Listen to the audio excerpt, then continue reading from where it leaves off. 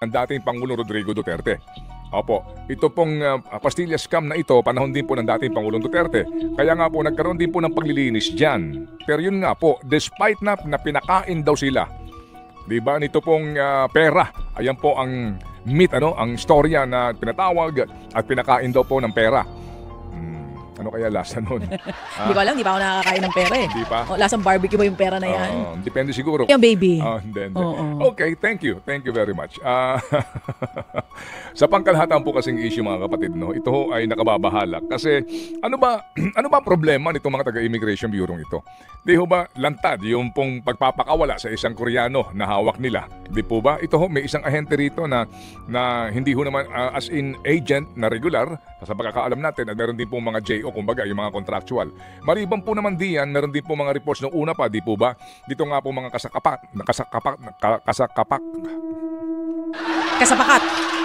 ng mga sindikatong ito sa human trafficking. Opo, pero ito daw ho naman ngayon, in fairness naman din, wala na ho naman po tutugon dito sa problemang ito kung hindi mismo sila, di ba? Mismo ho, ang kumaga, problemang pulis, ang solusyon pulis din. Dito po sa immigration, problema po ito na in fairness naman din nga po, minana na nitong bagong talaga na immigration chief, no ho?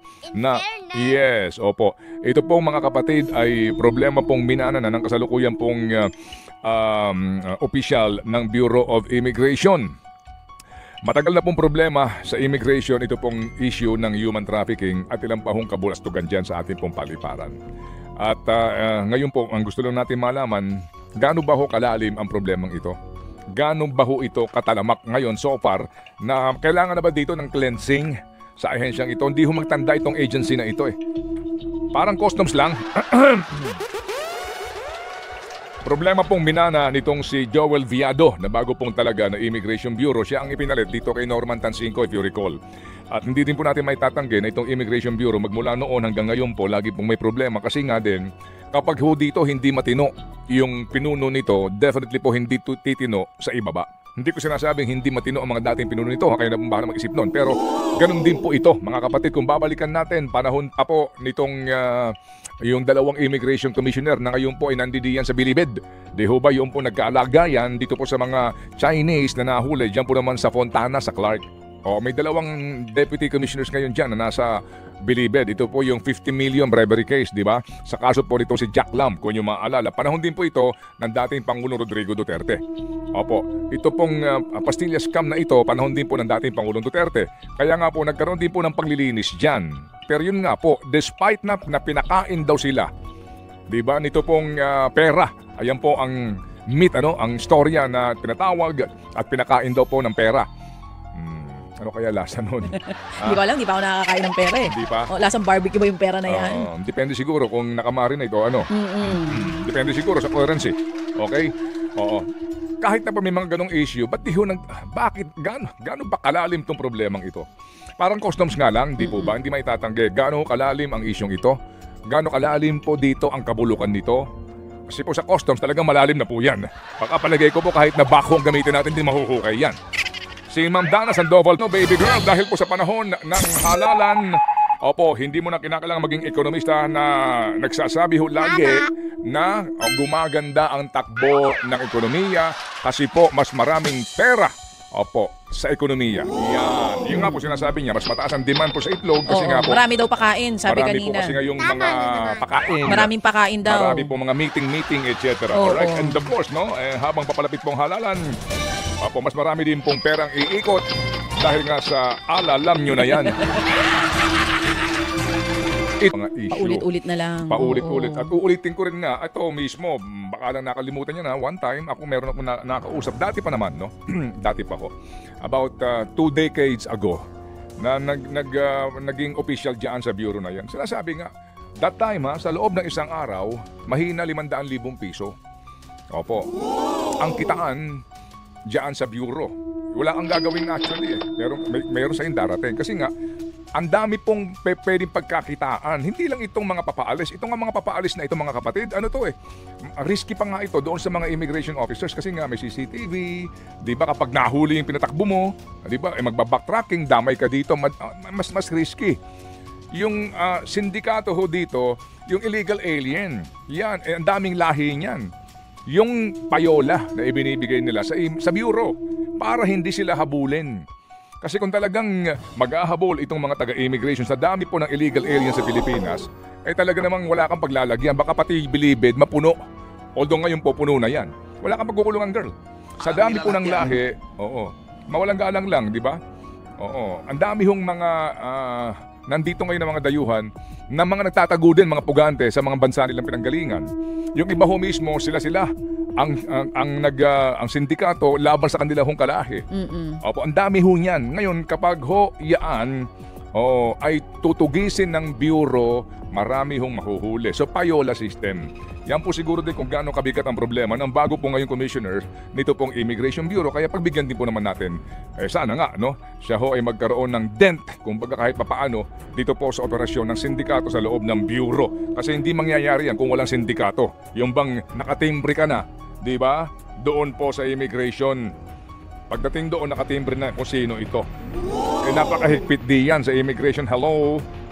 Lalo na kapag ikaw ay first time na babiyahe o kaya kay babae lalo na babiyahe papunta sa mga bansa na nakatimbre din po na kinakailangan bantayan. Nila. Diba? Hotspot countries. Ikaw ba na ano ka ba? Ay, hindi sila mahigpit sa akin. Minsan nga, gusto ko nang tapusin, ayaw pa nila. Yung pakikipag-usap? Oo. Kwentuhan kasi kami. Gusto ka? Di ba pagdating, actually, ang mga taga-immigration, bibihirang humingiti. Totoo po yan. Sa ibang bansa, bibihirang humingiti. Talaga? Yes. Usually, bibihira yung immigration na friendly. Kumbaga poker face sila. Pagdating mo doon, titingnan yung mukha mo, tapos maghihintay ka. Lalo na kung ikay first timer doon sa bansa. Titingnan yung mukha mo, tapos kukunin. Ayaw mo lumis. Walang usap. Walang usap, tama. Kasi, hi, thank you. Diba? Oo. Yung iba, bibihira yung ngumingiti. Oo. Diba? O yung iba, hi. So, tignan yung reaction mo pag kinakabahan ka. Tignan ulit ang mukha mo. Okay. Pag medyo duda, meron dyan. Fingerprint, please. Sa labas meron, ha? Meron din to confirm yung passport mo. Tapos, magmakanila, so magko-computer. Ayaw pa rin remehistro. Please stay on the left. Tatawag ka na. Meron na lalabas. Susundo sa'yo. Ihiwalay ka. Yun. Ibig sabihin nun, may problema ka. May problema doon sa pagrehistro niya sa iyo. Okay? Ngayon, pag naandun ka na, kinakabahan ka na. Oo, syempre. May problema doon sa visa ko. Correct. Sandali lang. Legal naman lahat ito. Oo. Diba? Okay. Maghihintay ka doon. Oo. Okay. Tutuloy ko yung kwento mamaya. Ay, biniti mo na naman kami. Oo. Ganun. Well, sa bagay, kung ayos naman po mga dokumento, wala kayong dapat ipangamba. Sa US lalo kanina. na. Sa US lalo na, ha? Talaga. Meron din. Hindi rin silang humingiti doon? Meron din doon na mahigpit, ha? Ay, oo, totoo po yun. Tsaka yun ang pinakamahigpit na visa, for me, na pagkukuha ka. Depende nga din. Doon sa Estados Unidos, minsan ako'y nagawi ako doon Nagawi ako sa New York. Nung meron pa akong US visa. Oo, kasi may event na obligado akong pumunta. May awarding. Layo ng biyahe. Okay? 16 hours. So pagod ka na, di ba? Andun ka na. Dating mo doon sa immigration mismo, sa airport. What's your purpose of visit? I have to attend an event tomorrow. When are you leaving? The day after tomorrow. Suplado ang dating. Ginawa pong Quiapo ang US. Really? Yes. I'm a busy man, you know? May pag-ibisan. I'm a busy man. So what's the event? It's Emmy Award for Television. Oh. So, can you please hurry up? I'm hurrying. No, you're deported. Yun lang. Dali na po, we'll be right back. Nga natin, pagkain, ha? Pagkain. Yung itlog na binabaong ko, napansin ko lang, Inday, ha? Doon sa listahan mo ng iyong pinamimili, parang nagmamahal. Okay, sige. Pero maliban, ito lang, ha? Alam nyo, nung mga sinaunang panahon, kapag po sinasabi natin na manok at saka baboy, kumbaga sabi ko nga kahapon, nung sa akin nakakausap na mga kaedad natin, di ba nung panahon natin nakakakain lang tayo ng masarap kapag araw ng linggo? Ganun po yan, ha, mga kapatid, ha? Totoo yan. Nakakakain ka lang ng masarap kapag araw ng linggo. Pinaghahandaan ng nanay yan. Okay, ha? Yes, tanghali ng linggo. doon ka na nakakakain na masarap, no? Nakakain ng manok True. o kaya po ng baboy, yun, o baka, 'di ba? Kasi nga alam niyo na sa mga nagdarahop. Opo, kapag kumakain ka ng galunggong, yun talaga ho ang sinasabing pagkain daw po ng mga mahihirap. True. Okay? Nung unang panahon yun, Ngayon, ang galunggong ay mas mahal pa halos sa liempo. At mas mahal sa manok. Pansin po ninyo? Opo, meron pong mga palengke na umaabot na po ng 380 to 400 ang galunggong, ha. Anyari, Lolo. Dati nga po nung panahon ni Cory Aquino, di ba nasa nasa kanyang kasaysayan talumpati, ang presyo ng galunggong, nung panahon na yun, ha, nung daw pong, nagkaroon na po ng mahabang panunungkulan ng senior, tumaas ang presyo ng galunggong. Yun po ang barometro dati.